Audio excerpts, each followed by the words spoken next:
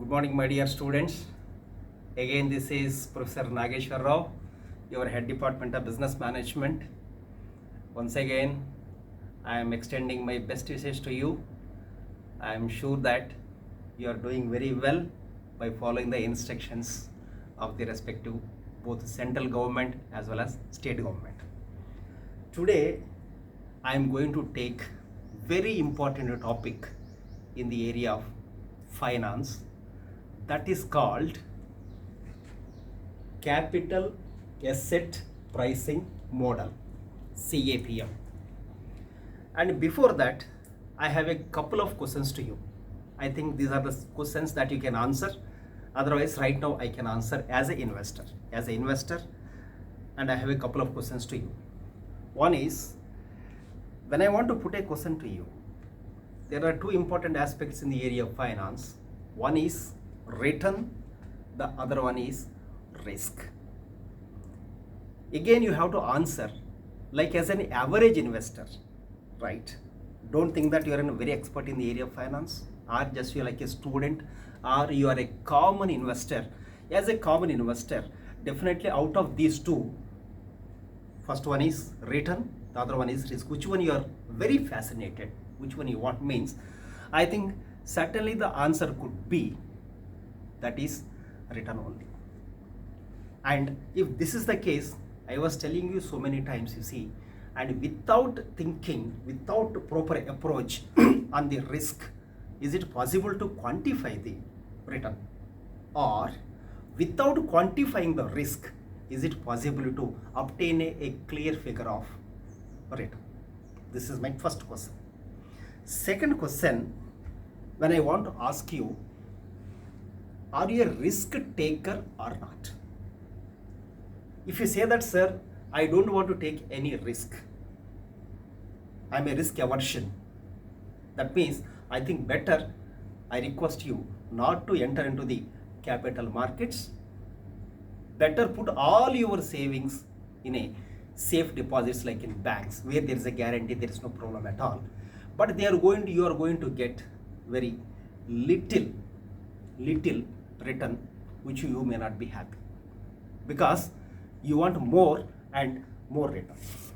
And when it is coming to the other question, and it is something like that, very funny example, you want to buy a one flat, you are trying to trade between two important metro cities. One is Hyderabad, posh area, the other one is Mumbai, that is also posh area. I don't think with the same amount you can buy the same flat in Hyderabad or Mumbai, because metro cities are different, place is different, facilities are different, and so many aspects you need to consider. That's why you need to spend differential amount. Now the question is how to price these assets. My dear students, I think for all these questions we know, and some answers also we know. But the thing is that who is going to answer to all these questions means, I think there is a one important topic I consider as a core topic for all the financial management students. It is not only for the financial management students, it is for all the students who are pursuing a kind of investment, and we have a model definitely that gives the answer, that is called CAPM, capital asset pricing model. Let me come back to the core discussion.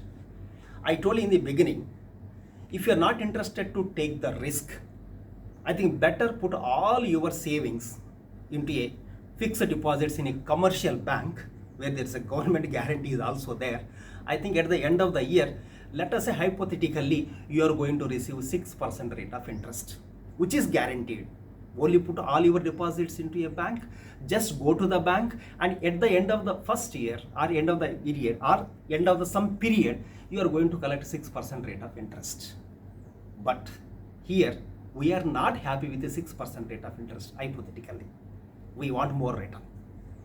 Now you tell me, if you are not happy with the 6% rate of return on your investments, which you are going to put it in a fixed deposit in the form of a bank, in the form of fixed deposits. how much more return you want.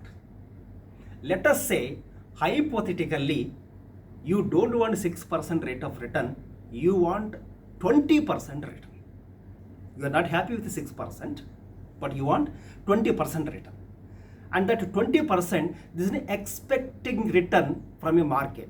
Whereas first one 6% is guaranteed return, but this 20% is not guaranteed. And come back to this formula. Here, two things you are able to see. This is expected return of the market.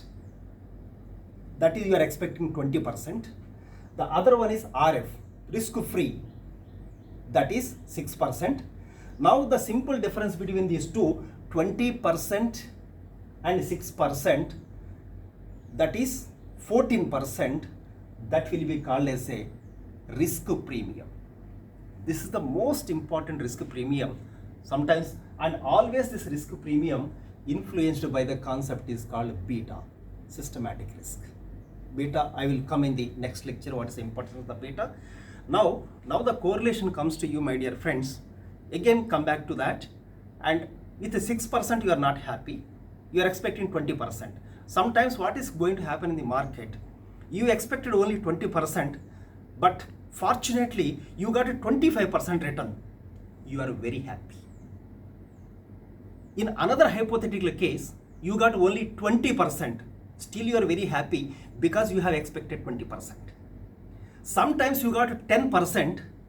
Still you are happy because if you are putting in a bank, you are going to get only 6% rate of interest, but here you are getting 10%, still you are happy. But sometimes you try to say you got only 6% rate of interest. Then also you are happy because even you are putting in a bank, you are getting 6%, in market also you are getting 6%, maybe you may feel happy. But sometimes you may be getting 0% return.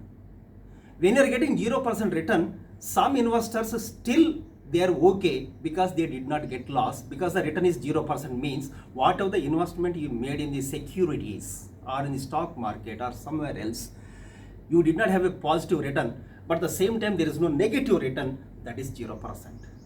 But when the problem starts, you know, my dear viewers, when you are getting minus return, then the problem will start. That means it's not the zero. When you are getting a minus return, what is going to happen? Your investment will be eroded. That's the way I think we need to go for a systematic approach and how to price our assets, and that is called as a capital asset pricing model. Friends, and kindly examine this one. This is RA equal to RF plus RM minus RP into beta. That is what I told you. RM minus RF equal to RP. That is risk premium. So when you manipulate all these variables, you see, that means I am trying to focus your risk-free rate of return plus risk premium, which is influenced by the beta, which is going to get return on asset. That's what I have listed the variables here. RA equal to return on asset, RF equal to risk-free rate of return, RM equal to market return, and B equal to beta.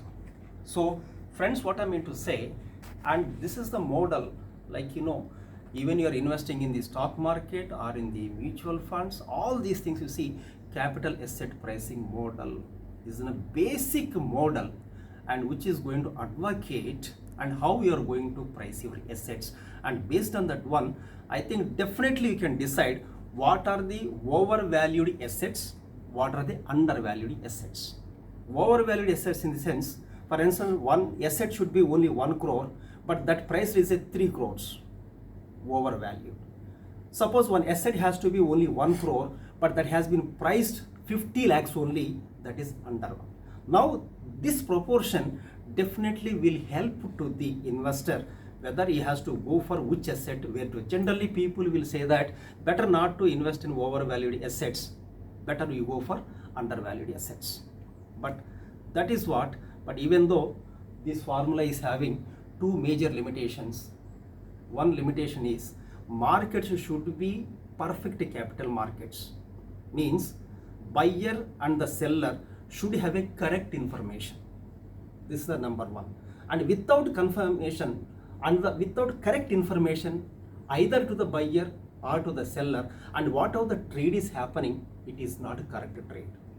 Number two, most of the times, sometimes the markets are influenced by a single person. That should not happen. And with these two constraints, I think this is the basic fundamental model. I think everybody need to advocate this problem in this life before investing in your savings into the stock markets or mutual funds or bonds or somewhere. And we'll come back with some other lecture in the next series. Till then, I request you to practice certain problems related to the capital asset pricing model, because any student wants to go for a little in-depth into the finance, and this is the basic model everybody need to advocate. Thank you very much. I wish you all the best. Take care of yourself. Thank you.